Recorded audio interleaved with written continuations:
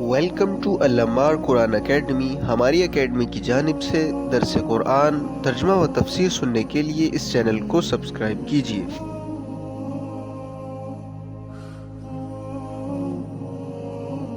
الحمدللہ رب العالمین، اما بعد فاعوذ باللہ من الشیطان الرجیم، بسم اللہ الرحمن الرحیم۔ ہمارا جو آج کا درس شروع ہونا تھا وہ تھا یا ایہا الذین آمنوا لا تقولوا راعنا وقولوا انظرنا واسمعوا وللکافرین عذاب علیم۔ ہمارا گزشتہ درس سے جو ربط ہے وہ ربط یہ ہے کہ ان آیات جو بھی آیات پڑھی، ان آیات سے ماقبل یہود و نصارہ کی شرارتوں کا ذکر چلا آ رہا ہے۔ ان آیات میں بھی ان کی ایک شرارت کا ذکر ہے۔ جو ابھی آیتیں تلاوت ہوئی ہیں، جو لفظی ترجمہ میں نے کیا، ان کے اندر بھی ان کی ایک شرارت کا ذکر ہے کہ وہ آن حضرت صلی اللہ علیہ وسلم اور ایمان والوں کو پریشان کرتے رہتے تھے۔ اس طرح کہ آن حضرت صلی اللہ علیہ وسلم کی خدمت میں ہر طرح کے لوگ آتے تھے۔ ان میں شہری بھی ہوتے تھے اور دیہاتی بھی، تعلیم یافتہ بھی اور ان پڑھ بھی، ذہین بھی، غبی اور متوسط ذہن کے لوگ، ہر طرح کے لوگ موجود ہوتے تھے۔ اور ہر مجلس میں ہر طرح کے لوگ موجود ہوتے ہیں۔ ہماری اس مجلس میں بھی ہر طرح کے لوگ موجود ہوں گے، بلکہ موجود ہیں۔ سب کو اللہ تعالیٰ نے ایک جیسا پیدا نہیں فرمایا۔ کچھ ایسے ہوتے ہیں کہ کلام کے شروع ہوتے ہی سمجھ جاتے ہیں کہ متکلم کیا کہنا چاہتا ہے، اور بعض کلام ختم ہونے کے بعد سمجھتے ہیں، اور ایسے بھی ہوتے ہیں کہ سارا بیان ختم ہونے کے بعد بھی ان کو کچھ سمجھ نہیں آتا، لیکن کوشش کرتے ہیں۔ کوشش کرنے والے اللہ کو بہت پسند ہیں۔ تو یہودیوں نے یہاں پر ایک لفظی تحریف کی۔ چونکہ آپ صلی اللہ علیہ وسلم کی مجلس میں ہر طرح کے آدمی ہوتے تھے، تو صحابہ اکرام رضوان اللہ علیہم اجمعین نے آن حضرت صلی اللہ علیہ وسلم سے درخواست کی اور کہا راعنا، حضرت ہماری رعایت فرمائے، کہ بیان ایسے طریقے سے ہو کہ دیہاتی بھی سمجھ لیں اور شہری بھی، پڑھے لکھے بھی اور ان پڑھ بھی، ذہین بھی اور درمیانے ذہن کے بھی۔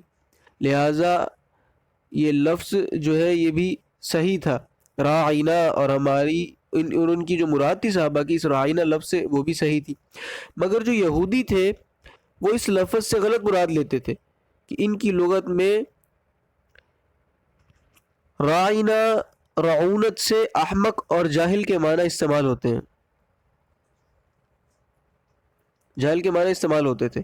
راعنا بولتے اور آپس میں ہنستے کہ ہم محمد صلی اللہ علیہ وسلم کو احمق اور جاہل کہا ہے ہم نے، نعوذ باللہ معاذ اللہ۔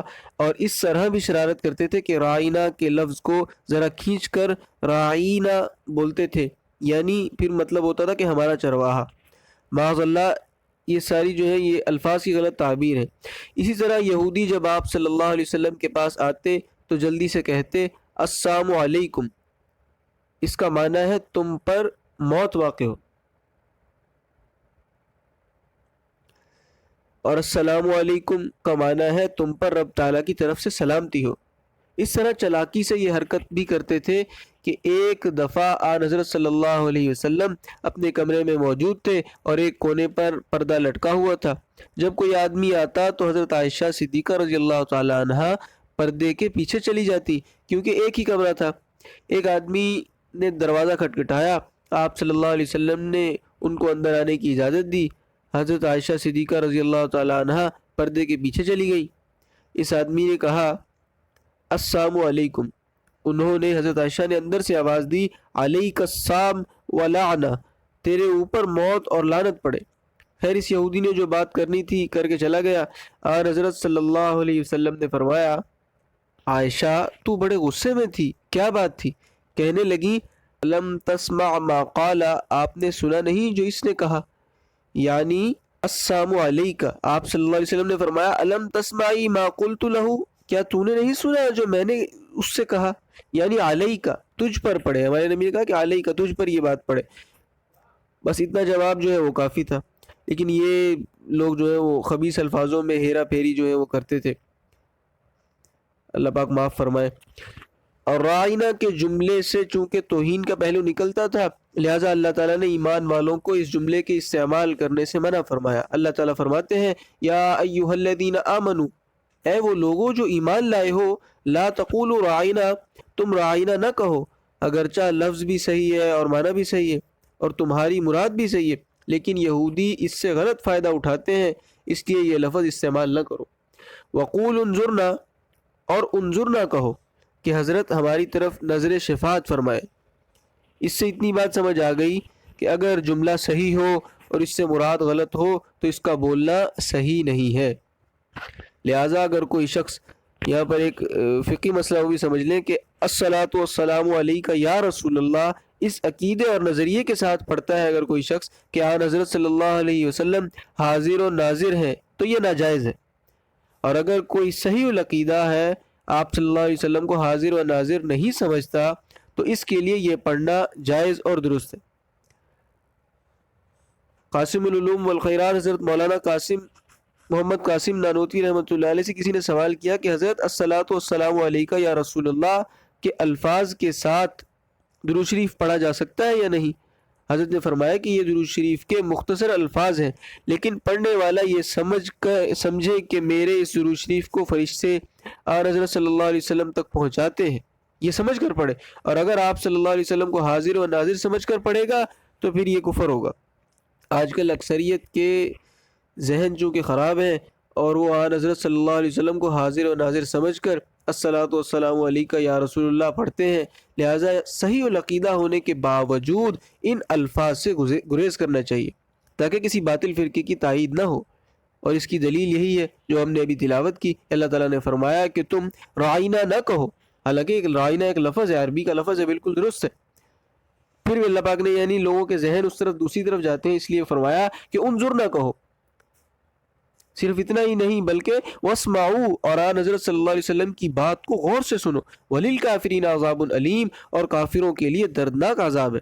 آگے اللہ تعالیٰ فرماتے ہیں کہ جن لوگوں کو تمہارے ساتھ عداوت ہے وہ کسی خیر اور بھلائی کو تمہارے لیے پسند نہیں فرماتے۔ فرمایا ما یود الذین کفروا، نہیں پسند کرتے وہ لوگ جو کافر ہیں، من اہل الکتاب، اہل کتاب میں سے، یہودی ہو یا عیسائی، وللمشرکین، اور نہ مشرکوں میں سے، ان ینزل علیکم من خیر، یہ کہ اتاری جائے تم پر کوئی بھلائی، من ربکم، تمہارے رب کی طرف سے۔ اب یہاں پر ایک اور بات سمجھ لیں کہ نبوت جو ہے وہ کسبی نہیں ہے، یعنی وہ لوگ کہتے ہیں کہ ان کو نبوت ملی ہے ہمیں کیوں نہیں ملی، ان کو کتاب ملی ہے ہمیں کیوں نہیں ملی، فرشتے ان کے پاس کیوں آتے ہیں ہمارے پاس کیوں نہیں آتے؟ اللہ تعالیٰ نے اس کا مختصر جواب دیا، فرمایا واللہ یختص برحمتہ من یشاء، اور اللہ تعالیٰ خاص کرتے ہیں اپنی رحمت کے ساتھ جس کو چاہتے ہیں، اور اپنی مرضی سے نبوت کسی کو نہیں مل سکتی۔ وہ حکیم اور خبیر اور علیم ہے، وہ ہر شے کو جانتے ہیں اور ہر چیز سے باخبر ہیں، اور اپنی حکمت کے مطابق کام کرتے ہیں۔ سب سے پہلے حضرت آدم علیہ السلام کو پیغمبر بنایا، اور آخری پیغمبر حضرت محمد رسول اللہ صلی اللہ علیہ وسلم کو بنایا۔ آپ صلی اللہ علیہ وسلم ہر اعتبار سے خاتم النبیین ہے، زمانے کے اعتبار سے، مرتبے کے اعتبار سے آپ صلی اللہ علیہ وسلم کی ذات گرامی سے بڑا کوئی نہیں ہو سکتا، اور نہ ہی آپ صلی اللہ علیہ وسلم کے بعد کوئی پیغمبر بن کر آ سکتا ہے۔ قادیانیوں کا عقیدہ باطل اور غلط ہے، جیسا کہ مرزا قادیانی کے لڑکے بشیر الدین محمود نے لکھا ہے کہ اگر کوئی شخص چاہے تو آن حضرت صلی اللہ علیہ وسلم کے درجے کو پہنچ سکتا ہے، بلکہ آپ صلی اللہ علیہ وسلم سے آگے بھی نکل سکتا ہے، معاذ اللہ ثم معاذ اللہ۔ اس کا مطلب یہ ہوا کہ نبوت ایسی چیز ہے کہ بندہ محنت کر کے اس کو حاصل کر سکتا ہے، حالانکہ نبوت صرف رب تعالیٰ کا فضل ہے، جس کو رب تعالیٰ نے چاہا اس کو عطا فرمائی، حضرت محمد صلی اللہ علیہ وسلم پر ختم فرما دی۔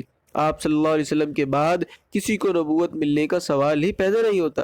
واللہ ذو الفضل العظیم، اور اللہ تعالیٰ بڑے فضل والے ہیں۔ آگے اللہ تعالیٰ نے نسخ کا مسئلہ بیان فرمایا ہے۔ نسخ کا مفہوم یہ ہے کہ اللہ تعالیٰ نے ایک حکم جو ہے وہ نازل فرمایا، پھر کچھ عرصے کے بعد بندوں کی نسبت سے اس کو ختم کر کے اس کی جگہ دوسرا حکم نازل فرما دیا۔ اس پر یہود و نصارہ اور مشرکین اعتراض کرتے تھے کہ اللہ تعالیٰ کے حکموں میں یہ تبدیلی کیوں آتی ہے، ایسا تو وہ کرتا ہے جس کو علم نہ ہو۔ اس پر ایک پنڈت کا بھی اعتراض ہے، آپ جو شروع سے ہمارے ساتھ ہیں درس میں انہیں علم ہوگا کہ ایک پنڈت کے بارے میں بتایا تھا جو آریہ سماج کا لیڈر تھا، اس نے قرآن پاک پر بہت سارے اعتراض کیے، دیانند سرسوتی اس کا نام ہے۔ اس نے یہاں پر بھی جو ایک اعتراض کیا، یہ بڑا منطقی، منہ پھٹ اور بے حیا قسم کا آدمی تھا۔ اس نے کہا کہ دیکھو جی، تم مسلمان کہتے ہو کہ احکام میں نسخ بھی ہوتا ہے۔ نسخ کو آپ کو میں نے سمجھا دیا کہ احکام، پرانا احکام جو ہے وہ ختم ہو گئے اور دوسرے احکام جو ہے اللہ پاک وہ جاری فرما دیتے تھے۔ تیسرے اعتراض کیا کہ کل رب تعالیٰ کا حکم وہ تھا اور آج یہ ہے، تو کیا رب تعالیٰ کو معلوم نہیں ہوتا کہ کل میں نے کیا کرنا ہے اور آج میں نے کیا کرنا ہے؟ نعوذ باللہ۔ تو حضرت مولانا قاسم نانوتوی رحمۃ اللہ علیہ نے چند شکوں میں ان کا جواب دیا ہے۔ پہلی شک یہ ہے کہ نسخ کے مسئلے پر حضرت کے جواب کی ایک شک جو ہے وہ یہ ہے کہ جس طرح انسان کے جسمانی بیماریاں ہیں انسان کی، اسی طرح روحانی بیماریاں بھی ہوتی ہیں۔ جسمانی بیماریوں کے لیے جو معالج اور جو ڈاکٹر اور حکیم ہوتے ہیں وہ مریض کے لیے پہلے ایک نسخہ تجویز کرتے ہیں، پھر کچھ مدت کے بعد بدل دیتے ہیں۔ اس کی بیماری کے حساب سے نسخہ بدلنا جو ہے یہ ایک حکمت ہے، حکمت کا تقاضا ہے، نہ کہ ان کی نالائکی کی دلیل ہے۔ پہلے بیمار کے لیے وہ دوائی مفید تھی اور اب یہ دوائی مفید ہے۔ جس طرح دوا بدلتے ہیں اسی طرح غذا بھی بدلتے ہیں۔ انتہائی کمزور مریض کو ہلکی پھلکی غذا، کھچڑی، دلیا، شوربہ، ایسی چیزیں، یخنی وغیرہ جو آپ جانتے ہیں استعمال کرتے ہیں، اور جو روح بصحت ہوتا ہے تو سخت غذا کھانے کی اجازت دیتے رہتے ہیں۔ اب اگر کوئی حکیم یا ڈاکٹر پر اعتراض کرے کہ یہ بڑا نالائق اور بے وقوف ہے کہ کل ایک نسخہ تجویز کیا، آج دوسرا تجویز کر دیا، کل کہتا تھا یہ کھاؤ اور آج کہتا ہے یہ کھاؤ، تو یہ اعتراض کرنے والے بے وقوف اور نالائق سمجھا جائے گا۔ یہی حال روحانی بیماریوں کا ہے کہ جن کا معالج پروردگار ہے، اس حکیم علی الاطلاق نے روحانی بیماریوں کے مطابق احکام میں تبدیلیاں فرمائیں۔ مثلا پہلے مسلمان کم تھے اور ظاہر بات ہے کہ جنسی خواہشات ان میں بھی تھیں، کم تھے لیکن جنسی خواہشات تو ہر انسان میں ہوتی ہے، تو نسل انسانی چلانے کے لیے لہٰذا اس وقت اللہ تعالیٰ نے مسلمان مرد کا کافر عورت کے ساتھ اور کافر مرد کا مسلمان عورت کے ساتھ نکاح جائز رکھا۔ بعد میں جب اسلام عامت الناس میں پھیل گیا اور طرفین سے مسلمان مرد عورتوں کے رشتے ملنے لگے تو ہجرت کے تیسرے سال اللہ تعالیٰ نے وہ حکم بدل دیا اور کافر اور مشرک کے ساتھ رشتہ کرنے سے منع فرما دیا۔ فرمایا وَلَا تَنْكِحُوا الْمُشْرِكَاتِ، مشرک عورتوں کے ساتھ نکاح نہیں کر سکتے۔ وَلَا تُنْكِحُوا الْمُشْرِكِينَ، اور مشرکوں کو اپنی بیٹیاں اور بہنیں بھی نکاح میں نہیں دے سکتے۔ مکہ مکرمہ میں روزے جو ہے وہ نہیں تھے اور نہ ہی جہاد کرنے کا حکم تھا، کیونکہ مکی زندگی بڑی صبر آزما تھی۔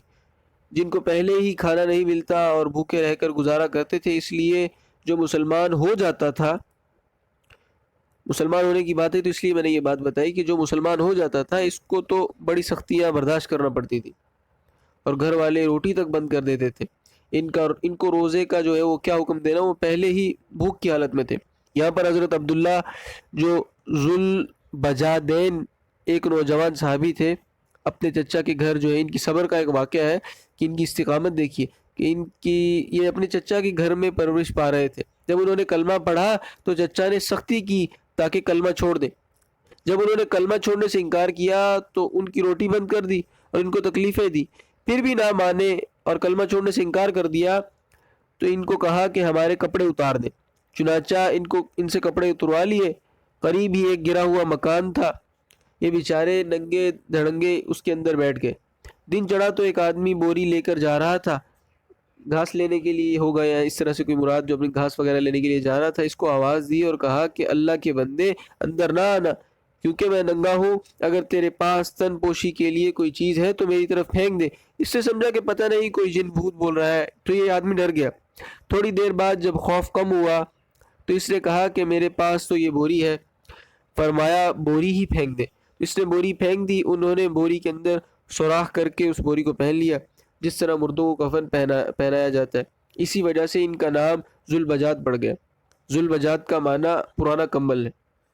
اب یہیں سے ایک دوسری بات بھی ذہن میں آئی کہ دوسری شک یہ سمجھ لیں آپ کہ آپ اس طرح سے بات کو سمجھ سکتے ہیں، احکام بدلنے والی جو بات ہے اس کو اس طرح سمجھ سکتے ہیں کہ جس طرح موسم بدلنے کے ساتھ لباس بدل جاتا ہے۔ آپ نے دیکھا ہوگا کہ سردیوں میں آدمی کیسے گرم کپڑے پہنتا ہے، اگر وہی کپڑے گرمیوں میں پہنے تو اس کا حشر ہو جائے گا۔ تو جس طرح آدمی جسمانی بیماریوں کے لیے دوا بدلتے ہیں، موسم کے تغیر سے لباس بدلتے ہیں، اسی طرح روحانی علاج بھی بدلتے ہیں۔ تیسری چیز یہ ہے کہ پہلے ایک مسلمان کا 10 کے ساتھ مقابلہ کرنا ضروری تھا، کیونکہ مسلمان تھوڑے تھے، یعنی جہاد کی بات بتا رہا ہوں۔ جب مسلمان زیادہ ہو گئے تو پھر ان کو حکم ہوا کہ اب ایک مسلمان 2 کافروں کے ساتھ مقابلہ کرے گا۔ تو مخالفوں نے چونکہ نسخ پر اعتراض کیے تھے تو اللہ تعالیٰ نے جواب جو ہے وہ دیا۔ فرمایا ما ننسخ من آیت، جو منسوخ کرتے ہیں ہم کسی آیت کو، اللہ پاک فرماتے ہیں ما ننسخ من آیاتن، جو منسوخ کرتے ہیں ہم کسی آیت کو، مثلا پہلے کافر کے ساتھ نکاح جائز تھا پھر منع کر دیا، پہلے ایک کا مقابلہ 10 کے ساتھ تھا پھر 2 کے ساتھ کر دیا، پہلے شراب حلال تھی پھر حرام کر دی گئی، اسی طرح کئی مسائل اور کئی مسائل ہیں۔ پھر فرمایا او ننسیہا، یا ہم اس کو بھلا دیں، یہ بھی نسخ کی ایک قسم ہے کہ اللہ تعالیٰ نے حکم ہی ختم کرنا ہو تو آپ صلی اللہ علیہ وسلم جو ہے اس کو ختم نہیں کر سکتے، یعنی اللہ پاک ہی اس کو ختم کرتے ہیں۔ اللہ تعالیٰ فرماتے ہیں سنقرئک فلا تنسى، ہم آپ کو پڑھائیں گے بس آپ بھولیں گے نہیں، الا ماشاء اللہ، مگر جو اللہ تعالیٰ چاہیں، یعنی اللہ پاک کے ذریعے سے جو ہمارے نبی پر وحی آتی تھی اس وحی کو جو ہے وہ اللہ پاک اگر بعض حصہ بھلا دے تو اس کا حکم رہ جائے گا۔ اللہ پاک بھلا کے بھی، ہمارے نبی کو بھلا کے بھی جو حکم منسوخ کر سکتے ہیں، جس حکم کو اللہ تعالیٰ منسوخ کرنا چاہیں وہ آپ کے ذہن سے نکال دیتے ہیں۔ تو فرمایا کہ ہم کسی حکم کو منسوخ کر دیں یا بھلا دیں، نأتی بخیر منہا، تو ہم اس سے بہتر لے آتے ہیں، جیسے 10 کے ساتھ مقابلے کے بجائے 2 کے ساتھ مقابلے کا حکم جو یہ بہتر ہے، او مثلیہا، یہ اس جیسی، یعنی جو حکم منسوخ ہوا اس جیسا دوسرا حکم دیتے ہیں۔ 16-17 مہینے مسلمان مسجد اقصیٰ کی طرف چہرہ کر کے نماز پڑھتے رہے، پھر مسجد اقصیٰ کی طرف چہرہ کر کے نماز پڑھنے کا حکم اس لیے تھا کہ پہلی کتابوں میں آپ صلی اللہ علیہ وسلم کی جو تعریف تھی نبی القبلتین کے لقب کے ساتھ آئی تھی، یعنی 2 قبیلوں والا نبی، کہ وہ بیت اللہ کی طرف چہرہ کر کے نماز بھی پڑھے گا اور مسجد اقصیٰ کی طرف بھی۔ تو پہلے مسجد اقصیٰ کی طرف رخ کر کے نماز پڑھنے کا حکم تھا، پھر کعبۃ اللہ کی طرف وہ جو ہے حکم ہوا، تو یہ دونوں حکم برابر ہیں۔ نسخ کا جو مسئلے پر جو اعتراض کا جواب ہے حضرت تھانوی رحمۃ اللہ علیہ نے اس طرح دیتے ہیں کہ پنڈت جی کچھ احکام تشریعی ہیں اور کچھ احکام تکوینی ہیں۔ تکوینی کا مطلب یہ ہے کہ کلمہ کن سے ہو جانے والے کہ جن میں احکام شرع کا تعلق نہیں ہوتا، مثلا کسی کو اللہ تعالیٰ بیٹا دیتے ہیں یا بیٹی دیتے ہیں پھر چند دنوں کے بعد واپس لے لیتے ہیں یعنی مار دیتے ہیں، اس پر کوئی اعتراض نہیں کرتا کہ اے پروردگار جب لینا ہی تھا تو دیا کیوں۔ اسی طرح ایک آدمی کو مالدار بنانے کے بعد غریب بنا دیتے ہیں، تندرست کو بیمار بنا دیتے ہیں، اس پر کوئی کیوں اعتراض نہیں کرتا کہ اے پروردگار اگر غریب بنانا تھا تو مالدار کیوں بنایا، بیمار کرنا تھا تو صحت کیوں دی۔ فرمایا پنڈت جی جس طرح اللہ تعالیٰ کے ان احکامات میں تغیر کے تم بھی قائل ہو اور اللہ تعالیٰ کا علم اور اس کے دانا ہونے پر کوئی اعتراض نہیں ہے، اسی طرح اللہ تعالیٰ کے تشریعی احکام میں بھی تبدیلی پر کوئی اعتراض نہیں ہے اور نہ ہونا چاہیے۔ اللہ تعالیٰ فرماتے ہیں الم تعلم ان اللہ علی کل شیء قدیر، کیا آپ نہیں جانتے کہ بے شک اللہ تعالیٰ ہر چیز پر قادر ہے، جو چاہے جس طرح چاہے جیسا چاہے کر سکتے ہیں، کسی کو امیر بنائے، غریب بنائے، بادشاہ بنائے، گدھا بنائے، عزت دے، ذلت دے، سب کچھ جو ہے اللہ تعالیٰ وہ کرنے پر قادر ہے۔ آگے اللہ تعالیٰ فرماتے ہیں الم تعلم ان اللہ لہ ملک السماوات والارض، کیا آپ نہیں جانتے کہ بے شک اللہ تعالیٰ کے لیے ہی ہے ملک آسمانوں کا اور زمین کا، وما لکم من دون اللہ من ولی ولا نصیر، اور نہیں ہے تمہارے لیے اللہ تعالیٰ کے سوا کوئی حمایتی کہ زبان سے حمایت کرے، اور نہ کوئی مددگار ہے کہ رب تعالیٰ کی گرفت سے بچانے کے لیے عملی طور پر میدان میں آئے۔ اب جو بیجا سوالات ہیں ان پر اعتراض کہ ام تریدون، ان کا جو بیجا سوالات کا جو مرض ہے اس پر بات ہو رہی ہے، ام تریدون، کیا تم ارادہ کرتے ہو، ان تسألوا رسولکم، کہ سوال کرو تم اپنے رسول صلی اللہ علیہ وسلم سے، کما سئل موسیٰ من قبل، جس طرح سوال کیا گیا موسیٰ علیہ السلام سے اس سے پہلے، اور کہا کہ لن نؤمن لک حتی نری اللہ جہرہ، ہم ہرگز نہیں ایمان لائیں گے آپ پر یہاں تک کہ ہم دیکھ لیں اللہ تعالیٰ کو اپنی آنکھوں کے سامنے۔ یہ آپ کے ذہن میں ہوگا موسیٰ علیہ السلام کے واقعے میں یہ بات گزری تھی۔ اسی طرح کے لا یعنی سوالات، اسی طرح کے لا یعنی سوالات مشرکین نے بھی کیے کہ لن نؤمن لک، ہرگز ہم ایمان نہیں لائیں گے آپ پر یہاں تک کہ آپ میں سے ایک مطالبہ جو ہے وہ مطالبہ یہ بھی تھا کہ ان تأتی باللہ و ملائکتی قبیلہ، کہ آپ صلی اللہ علیہ وسلم رب تعالیٰ کو ہمارے سامنے لا کر کھڑا کریں اور اس کے پیچھے فرشتوں کی لائن لگی ہو، اور اللہ تعالیٰ کہے کہ یہ میرا پیغمبر ہے، اور فرشتے اللہ کی تائید کریں کہ اللہ تعالیٰ ٹھیک فرما رہے ہیں، تو پھر ہم مانیں گے۔ تو فرمایا تم اس طرح لایانی سوالات کرتے ہو جس طرح کہ موسیٰ علیہ السلام سے کیے گئے تھے۔